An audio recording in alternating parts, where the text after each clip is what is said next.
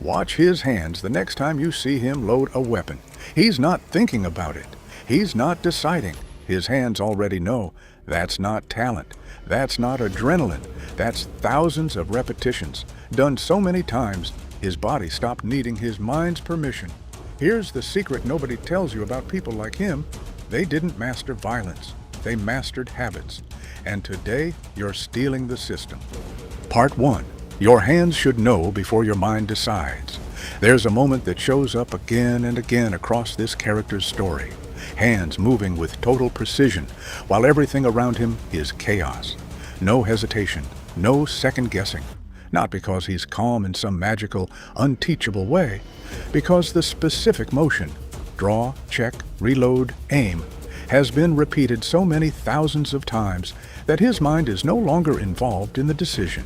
His body already knows what to do before he's consciously aware he's doing it. This is the first truth about habits that almost nobody explains correctly. A habit isn't something you remember to do. It's something you no longer have to think about. Most people treat self-improvement like a to-do list. Wake up, remember to meditate, remember to journal, remember to go to the gym, remember. That's not a habit. That's a daily negotiation with your own willpower. And willpower is a limited, exhaustible resource that runs out by 3 p.m. on a hard day. If your good behavior depends on remembering and deciding fresh every single time, you will lose that fight eventually. Not because you're weak, but because that's simply how willpower works for every human being alive. A real habit removes the decision entirely.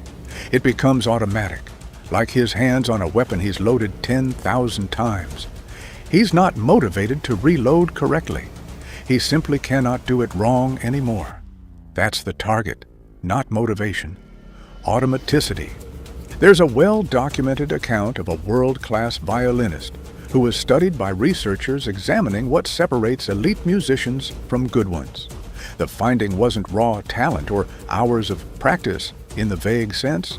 It was thousands of hours of a very specific, repeated, deliberate motion drilled with such consistency that by the time she performed on stage, her hands weren't making decisions anymore. The technique had become structural, built into muscle memory so deep that conscious thought would have actually slowed her down. Researchers who study expertise across fields keep finding the same pattern. The automatic excellence everyone admires was never automatic to build. It was drilled into automaticity, one repetition at a time. Here's the part of habit science that explains why his precision never wavers, mission after mission. Every habit, good or bad, runs on the same 3-part loop. A cue that triggers it, a routine that follows, a reward that locks it in. Watch closely, and you'll see this loop everywhere in his world. The cue is always the same, a door, a target, a specific signal that danger is present. The routine is always the same, the trained sequence drilled until it's instinct, and the reward quietly is survival itself. The loop reinforcing the exact same pattern every single time it's used until the pattern becomes who he is, not just what he does. This is exactly how your habits work too. The good ones and the bad ones, running on the identical mechanism. You already have loops running your life right now. Phone buzzes, cue, you check it, routine. Small hit of novelty, reward. That loop is so well trained in most people that it fires before conscious thought even catches up, the exact same way his hand reaches for a weapon before his mind finishes the sentence, "I'm in danger." The good news hiding inside this: if a bad loop can get trained that deep, a good one can too. You don't need more motivation. You need a cleaner loop, a clear cue, a specific routine, an immediate reward, repeated on purpose until it runs as automatically as the one you're trying to replace. Picture a man in his 40s who tried and failed to build a reading habit for over a decade, always starting strong in January, always quitting by February. What finally worked wasn't more willpower. It was rebuilding the loop itself. His cue became the exact moment his coffee finished brewing. The same trigger every single day, impossible to miss. His routine became just 10 minutes, book already sitting open on the counter from the night before. Zero friction between cue and action. His reward became something small but real. He let himself enjoy the coffee only during those 10 minutes, never before. Within 2 months, he wasn't trying to read more. He was just a person whose coffee and his book had become the same 10-minute event. The willpower he'd been missing for a decade was never the problem. The loop was. Notice something about the spaces this character moves through. The safe houses, the armories, the caches hidden behind false walls and floorboards. Everything is already in place before it's needed.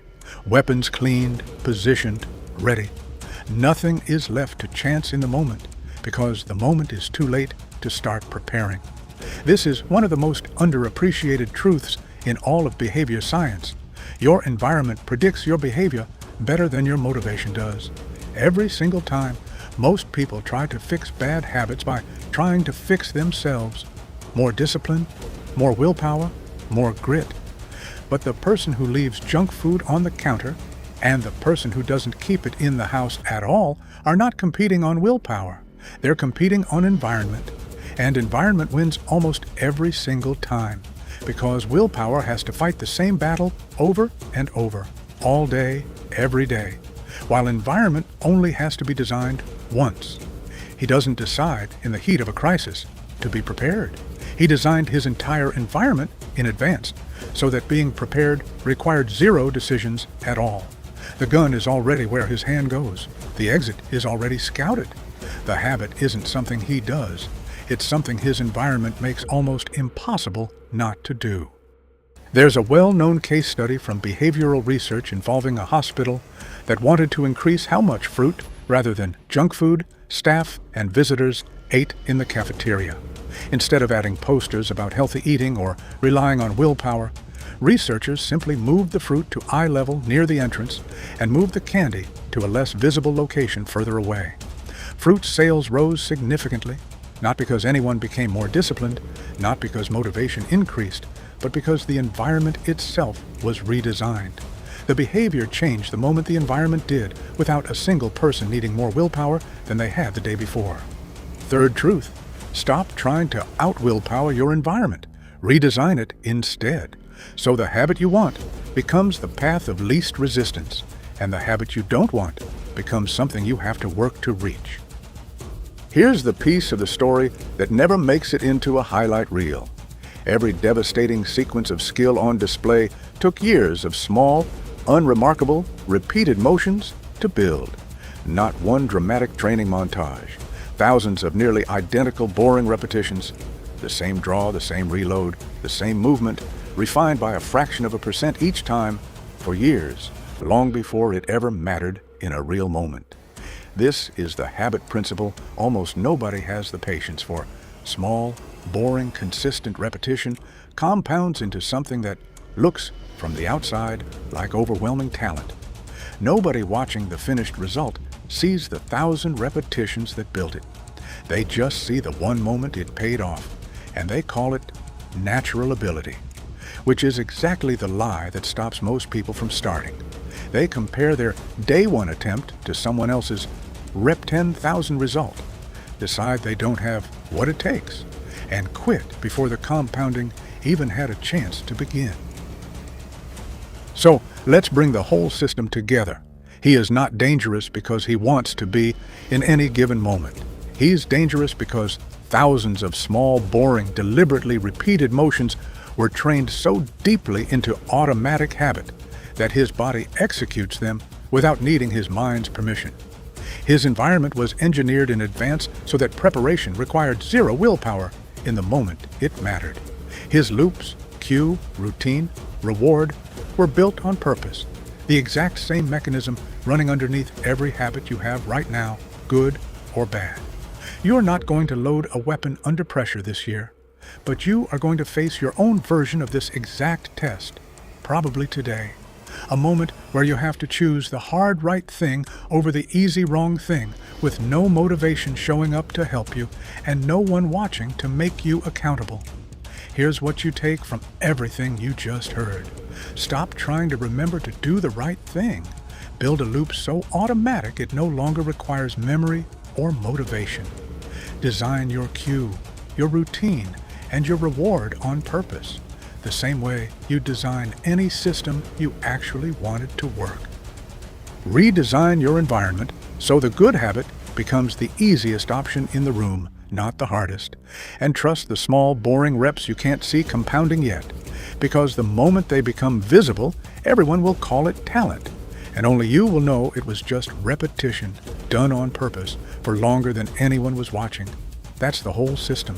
There was never a secret gene, never a hidden talent switch, just a habit, built one unremarkable rep at a time, until it stopped needing motivation to survive. Build the loop today. Your future self is just a few thousand reps away, and he's already waiting on the other side of the habit you haven't started yet.